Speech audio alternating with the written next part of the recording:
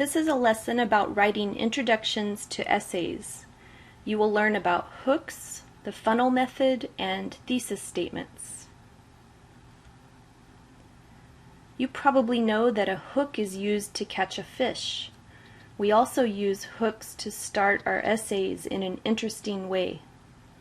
A hook attracts the reader's attention and creates interest.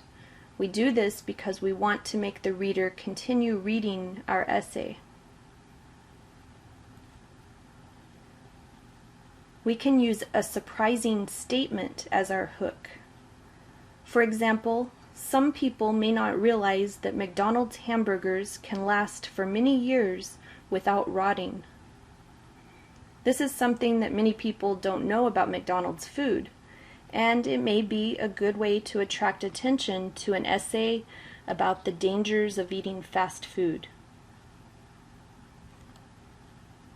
Another way to hook your reader is with an anecdote. Anecdotes are just short stories related to your topic. This story here about the American soccer team in the World Cup might be a way to interest your reader in an essay about sports, or about athleticism, or about American values.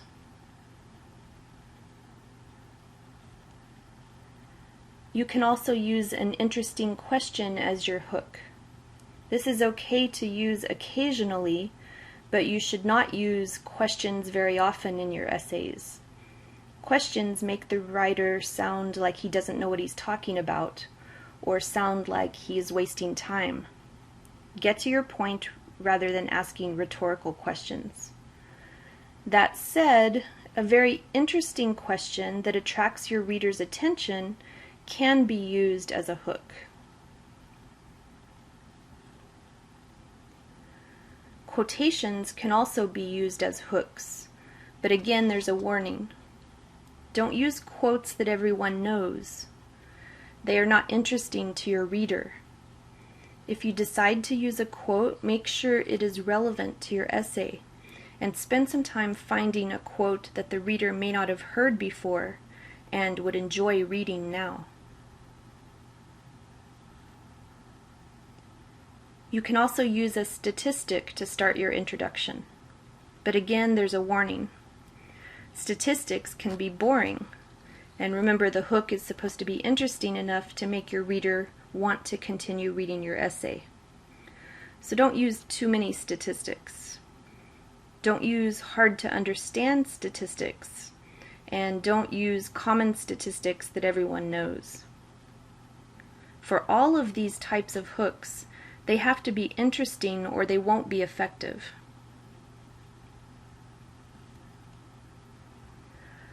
A funnel is that orange thing on the right of the screen, and it is used to put oil in your car, or in your kitchen you might use it to pour liquid into a bottle.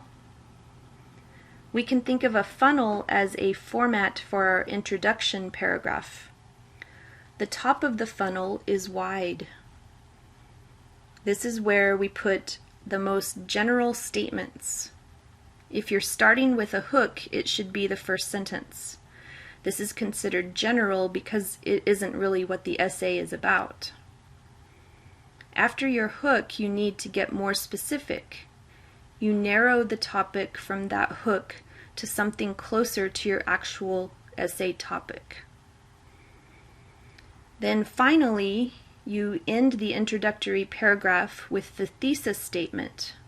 The thesis statement is specific and has a topic and a controlling idea. We'll talk more about this in just a minute. At this point, your reader should know what your essay is going to be about.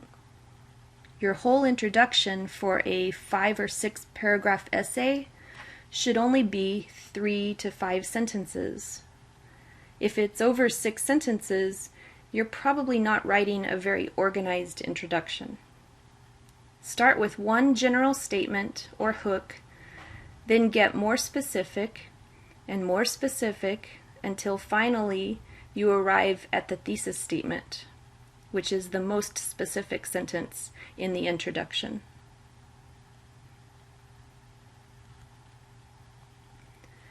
Here are 4 sentences that make up an introductory paragraph. They are not in the correct order.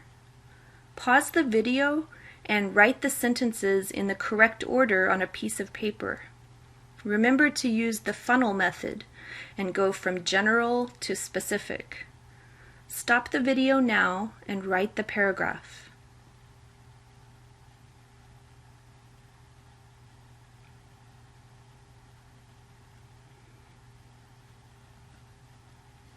Here is one way to write the introductory paragraph.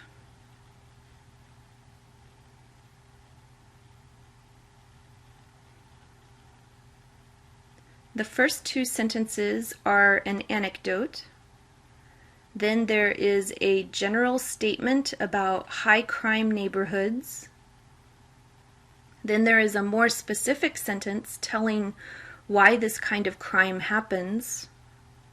Finally, there's an argument for more police to fight crime. The last sentence is very specific, telling us where this issue is, Smallville, and we find out what is needed and why. This very specific sentence at the end of our introduction is called the thesis statement.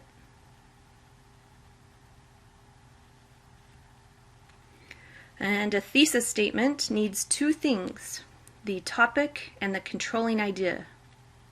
If you're missing one of these things, then your thesis statement is not going to be very good.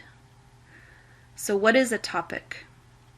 A topic is the subject or the thing that you are talking about. The controlling idea is what you want to say about the topic. It's where your argument is. This is the thing you're going to prove or show in your essay. The topic and the controlling idea should be as specific as possible.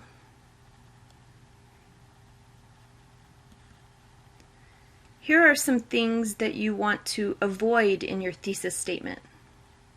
Don't announce your thesis. Don't say, I will talk about this, or this essay is about. Also, don't write a fact for a thesis statement. Your thesis should be arguable, and facts are not arguable.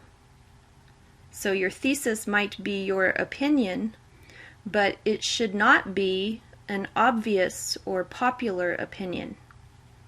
If most people agree with you, there's no reason to write your essay. You need to say something fresh, so choose a thesis that you will have to convince the reader of. Another thing you don't want to do is to use pronouns in your thesis. The reason for this is that you need to be specific and say what you are talking about in the thesis statement. Don't assume your reader knows what you're talking about. And finally, don't forget the 2 parts, the topic and the controlling idea. Let's look at some examples of good thesis statements. Take a minute to read them.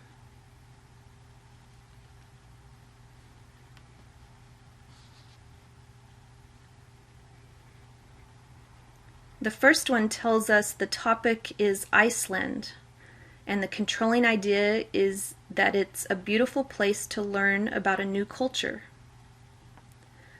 The second thesis statement has the topic eating a vegetarian diet. And the controlling idea is that it improves health and extends life. So we know what that essay is going to explain, what it's going to be about. It's going to explain how a vegetarian diet improves health and extends life. In the third thesis statement, we learn that the essay is about the American government, and that the essay will argue that the government should provide health care to all its citizens. We know this because the thesis statement has a topic and a controlling idea. Here are some thesis statements that are not good. What do you think is wrong with the first one?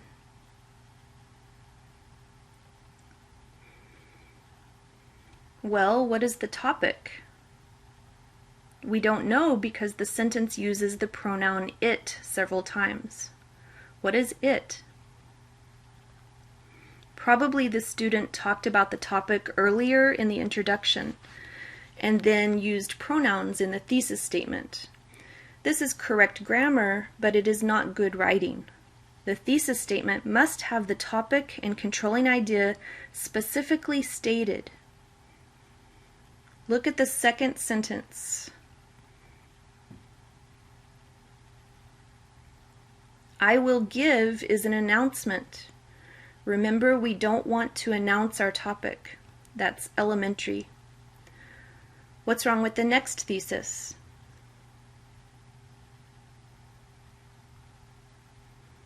It has a topic, stop smoking, and a controlling idea, because it's dangerous and a bad habit. But this is what we would call an obvious opinion. Few people think smoking is a good idea anymore. Most people are aware that it's dangerous, so this is not a good thesis statement. And finally, the last one is not a good thesis statement either, because it doesn't have a controlling idea. Important is not a controlling idea because it's too vague.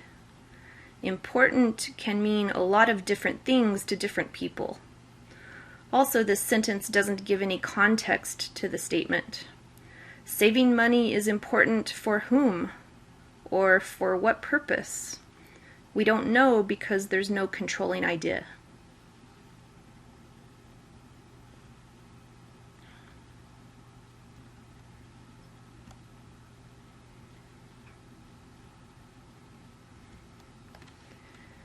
So now you know some ways to help you write a good introduction paragraph.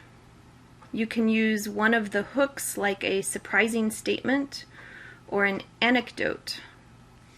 The funnel method is a good way to organize your introduction.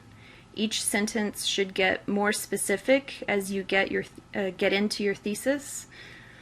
Then remember that a good thesis statement must have two parts: the topic and controlling idea. With lots of practice, writing introductory paragraphs will get easier for you.